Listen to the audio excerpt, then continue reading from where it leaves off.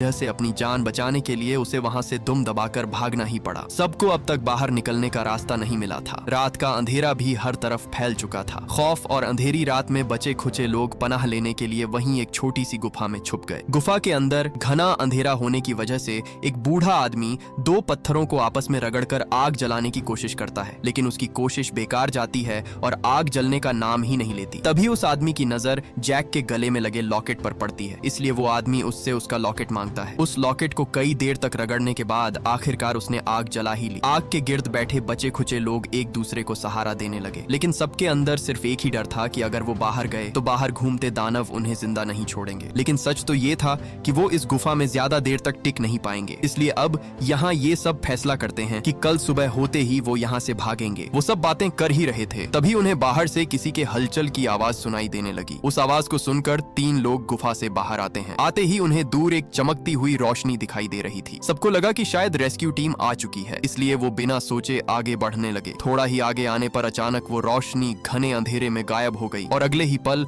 घने अंधेरे से निकलता हुआ एक बहुत ही भयानक क्रीचर उनके पीछे आ खड़ा हुआ। जैसे ही उन्होंने पलट कर देखा तो वो कोई रेस्क्यू टीम नहीं बल्कि एक बहुत ही बड़ा मॉन्स्टर मेंढक था। वो खौफनाक क्रीचर अपनी कमर पर लगी रोशनी का इस्तेमाल अपने शिकार को लालच देने के लिए कर रहा था। मौका देखते ही जैक और दूसरा लड़का रोमी एक चट्टान के अंदर जा छुपे, मगर अफसोस वो सूटकेस वाला आदमी इतना खुशकिस्मत नहीं था। उसका वो सूटकेस जिसे वो अपनी जान से ज्यादा संभाल रहा था अब उस क्रीचर के नीचे दब गया था। अपना पूरा जोर लगाकर किसी तरह करके वो उसे खींच लेता है। सूट खींचते ही उस मॉन्स्टर ने उसे देख लिया। उस दरिंदे ने उसे कसकर अपने मुंह में दबोच लिया। इसी बीच बदकिस्मती से उसका सूट नीचे जा गिरा और गिरते ही वो सूट खुल गया और देखते ही देखते उस सूट बॉक्स से उसकी मरी हुई बेटी की राख हवा में बिखर गई। यही राख उसके पास उसकी बेटी की एक आखिरी निशानी थी जिसे वो अपनी जान से ज्यादा बचा रहा था। अपनी बेटी की यादों को आंखों के सामने मिटता देख वो टूट गया और अगले ही पल उस क्रीचर ने उसे बेरहमी से मौत के घाट उतार दिया। अब वो क्रीचर उस चट्टान के अंदर घुसने लगा, लेकिन चट्टान पतली होने की वजह से वो अंदर घुस नहीं पा रहा था। वो भूखा दरिंदा उस चट्टान पर चढ़ गया। दहशत से कांपते हुए उस लड़के रोमी ने जैक से कहा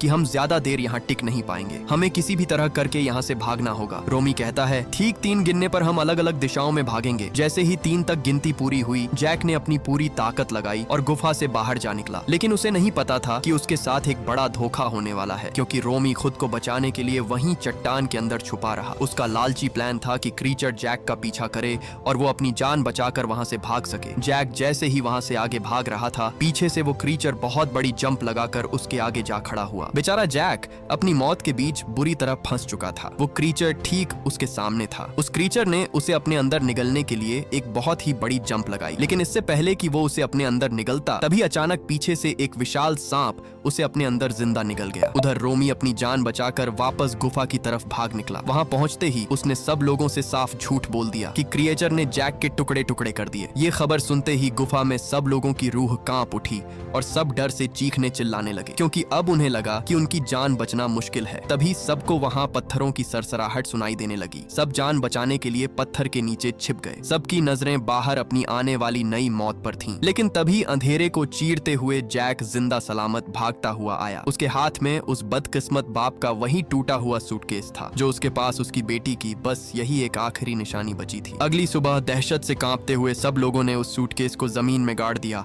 और उस आदमी की आखिरी निशानी दफना दी। इससे पहले कि वहां कोई और मुसीबत आती, वो सब जल्दी ही वहां से आगे उसी पहाड़ी की तरफ बढ़ने लगे। वो सब आगे बढ़ ही रहे थे, तभी अचानक एक आदमी का पैर फिसला और वो सीधा नीचे जा गिरा। इसी दौरान रोमी की नजर सामने उसी पहाड़ी पर पड़ी जहां से अभी भी धुआं निकल रहा था, मतलब वो अपनी मंजिल के बहुत करीब थे। इससे पहले कि वो वहां से निकलते तभी जैक को नीचे दबी हुई कोई चीज दिखाई दी। जब उसने उस चीज को बाहर निकाला तो वो कोई और नहीं बल्कि एक बहुत ही विशाल सांप की ताजा उतरी हुई खाल थी। इसे देखकर सबके रोंगटे खड़े हो गए। इसका मतलब था कि वो सांप यहीं कहीं आसपास ही है। इसी दौरान सब परिंदे वहां से उड़ने लगे मानो कोई आफत आने वाली हो। इससे पहले वो कुछ समझ पाते अचानक जमीन हिली और तभी चट्टान पर एक बहुत ही विशाल सांप आ खड़ा हुआ। उस सांप का साइज देखकर सबके पैरों तले जमीन ही खिसक गई। इससे पहले वो सब वहां से भाग पाते अचानक उस सांप ने उन पर हमला कर दिया। लेकिन मौके पर सब जान बचाकर वहां एक चट्टान में जा छुपे, लेकिन वो सांप भी अपना पूरा जोर लगाकर उसे तोड़ने की कोशिश करता है। अब इससे पहले वो सांप उस चट्टान को तोड़ता मौका देखते ही सब वहां से आगे भागने लगते हैं। अपनी जान बचाने के लिए